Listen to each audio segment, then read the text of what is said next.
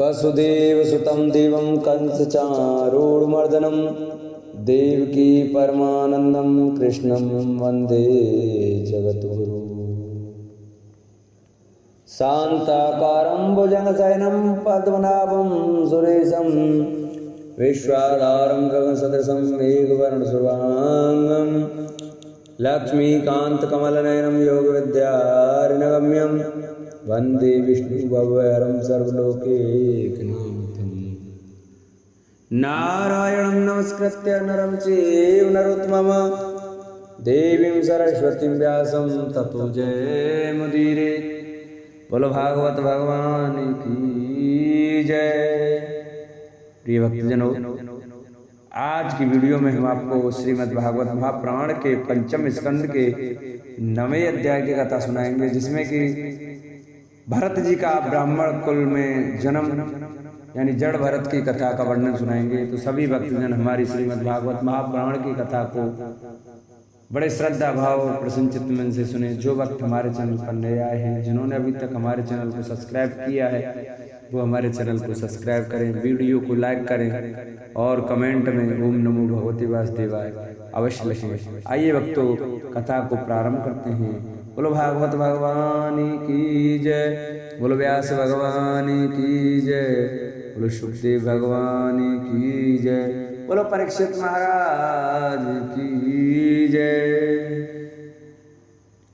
श्री सुखदेव जी कहते हैं, राजन, आंगिरस गोत्र में समदम, तप और स्वाध्याय, वेदाध्ययन, त्याग, अतिथि आदि को अन्न देना, संतोष, तितिक्षा, विनय विद्या, कर्म विद्या, अनसूया, दूसरों के गुणों में दोष न ढूंढना, आत्मज्ञान, आत्मा के कर्तव्य और भोक्तत्व का ज्ञान एवं आनंद, धर्म पालन जनित सुख, सभी गुणों से संपन्न एक श्रेष्ठ ब्राह्मण थे।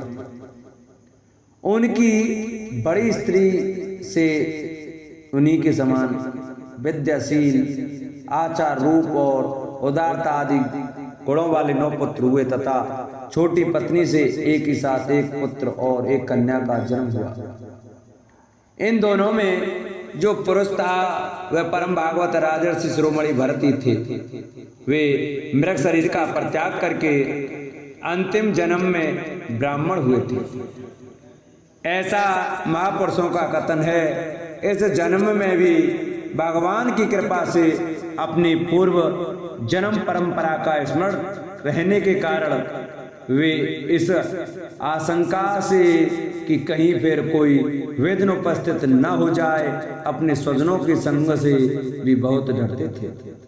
हर समय जिनका श्रवण, स्मरण और गुण कीर्तन सब प्रकार के कर्म बंधनों को काट देता है, श्री भगवान के उन युगल चरण कमलों को ही हृदय में धारण किए रहते तथा दूसरों की दृष्टि में अपने को पागल, मूर्ख, अंधे और बहरे के समान दिखाते। पिता का तो उनमें भी वैसा ही स्नेह था, इसलिए ब्राह्मण देवता ने अपने पागल पुत्र के भी शास्त्र अनुसार समावर्तन पर्यंत विवाह से पूर्व के सभी संस्कार करने के विचार से उनका उपनयन संस्कार किया। यद्यपि वे चाहते नहीं थे तो भी पिता का कर्तव्य है कि पुत्र को शिक्षा दें। इस शास्त्र विधि के अनुसार उन्होंने इन्हें सोच, आचमन आदि आवश्यक कर्मों की शिक्षा दी। किंतु भरत जी तो पिता के सामने ही उनके उद्देश्य के विरुद्ध आचरण करने लगते थे।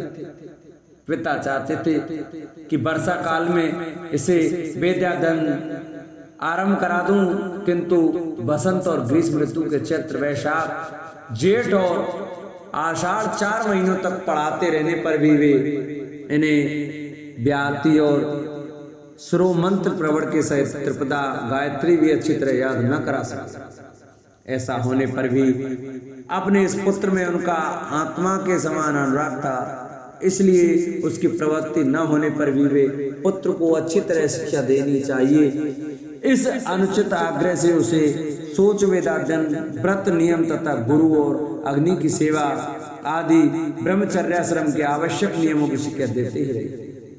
किंतु अभी पुत्र को सुशिक्षित देखने का उनका मनोरथ पूरा न हो पाया था और स्वयं भी भगवत जन स्वरूप अपने मुख्य कर्तव्य से असावधान रहकर केवल घर के धंधों में ही व्यस्त थे कि सदा सजग रहने वाले काल भगवान ने आक्रमण करके उनका अंत कर दिया। तब उनकी छोटी भार्या अपने गर्भ से उत्पन्न हुए दोनों बालक अपनी सोच को सौंपकर स्वयं सती होकर पतिलोक को चले गए। भरत जी के भाई कर्मकांड को सबसे श्रेष्ठ समझते थे।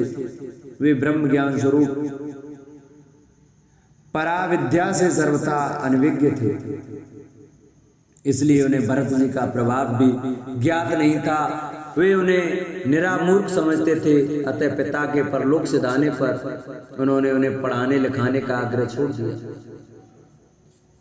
भरत जी को मानापमान का कोई विचार न था। जब साधारण नर पशु ने पागल मूर्ख अथवा बहरा कहकर पुकारते तब वे भी उसी के अनुरूप भाषण करने लगते।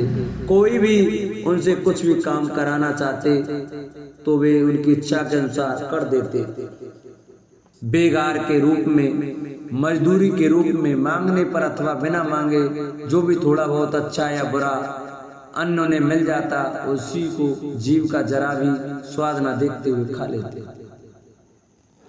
अन्य किसी कारण से उत्पन्न होने वाला स्वतः सिद्ध केवल ज्ञानानंद स्वरूप आत्मज्ञान उन्हें प्राप्त हो गया था। इसलिए शीतोष्ण मानापमान आदि द्वंद्वों से होने वाले सुख दुख आदि में उन्हें देहाभिमान की स्फूर्ति नहीं होती थी। वे सर्दी, गर्मी, वर्षा और आंधी के समान समय साण के समान नंगे पड़े रहते थे। उनके सभी अंग हष्ट पुष्ट एवं गड़े हुए थे। वे पृथ्वी पर ही पड़े रहते थे। कभी तेल उबटन आदि नहीं लगाते थे और न कभी स्नान ही करते थे। इससे उनके शरीर पर मैल जम गई थी। उनका ब्रह्म तेज धूल से ढके हुए मूल्यवान मणि के समान छिप गया था। वे अपनी कमर में एक मैला कुचेला कपड़ा लपेटे रहते थे। उनका यज्ञोपवीत भी बहुत ही मैला हो गया था। इसलिए अज्ञानी जनता यह कोई द्विज है, कोई अधम ब्राह्मण है ऐसा कहकर उनका तिरस्कार कर दिया करती थी। किंतु वे इसका कोई विचार न करके स्वच्छंद विचरते थे। दूसरों की मजदूरी करके पेट पालते देख जब उन्हें उनके भाइयों ने खेत की क्यारियां ठीक करने में लगा दिया तब वे उस कार्य को भी करने लगे। परंतु उन्हें इस बात का कुछ भी ध्यान न था कि उन क्यारियों की भूमि समतल है या ऊंची नीची, अथवा वह छोटी है या बड़ी। उनके भाई उन्हें चावल की कनी, खली, भूसी, भुने हुए उड़द अथवा बर्तनों में लगी हुई जले अन्न की कुर्चन जो कुछ भी देते थे उसी को वे अमृत के समान खा लेते थे। किसी समय डाकुओं के सरदार ने, जिसके सामंत शूद्र जाति के थे, पुत्र की कामना से भद्रकाली को मनुष्य की बलि देने का संकल्प किया। उसने जो पुरुष पशु बलि देने के लिए पकड़कर मंगाया था वह देववसु के फंदे से निकलकर भाग गया।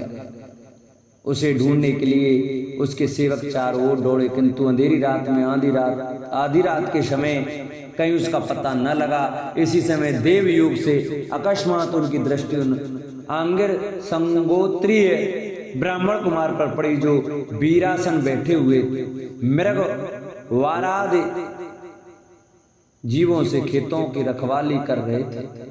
उन्होंने देखा कि यह पशु तो बड़े अच्छे लक्षणों वाला है, इससे हमारे स्वामी का कार्य अवश्य सिद्ध हो जाएगा। यह सोचकर उनका मुख आनंद से खिल उठा और वे उन्हें रस्सियों से बांधकर चंडिका के मंदिर में ले आए। तदंतर उन चोरों ने अपनी पद्धति के अनुसार विधि पूर्वक उनको अभिषेक एवं स्नान कराकर कोरे वस्त्र पहनाए तथा नाना प्रकार के आभूषण, चंदन, माला और तिलक आदि से विभूषित कर अच्छी तरह भोजन कराया। फिर धूप, दीप, माला, खील, पत्ते, अंकुर और फल आदि उपहार सामग्री के सहित बलिदान की विधि से गान, स्तुति और मृदंग एवं ढोल आदि का मान शब्द करते उस पुरुष पशु को भद्रकाली के सामने नीचा सिर करा के बैठा दिया। इसके पश्चात दस्युराज के पुरोहित बने हुए लुटेरों ने उस नर पशु के रुधिर से देवी को तृप्त करने के लिए देवी मंत्रों से अभिमंत्रित एक तीक्ष्ण खड्ग उठाया। चोर स्वभाव से तो रजोगुणी तमोगुणी थे ही, धन के मद से उनका चित्त और भी उन्मत्त हो गया था। हिंसा में भी उनकी स्वाभाविक रुचि थी।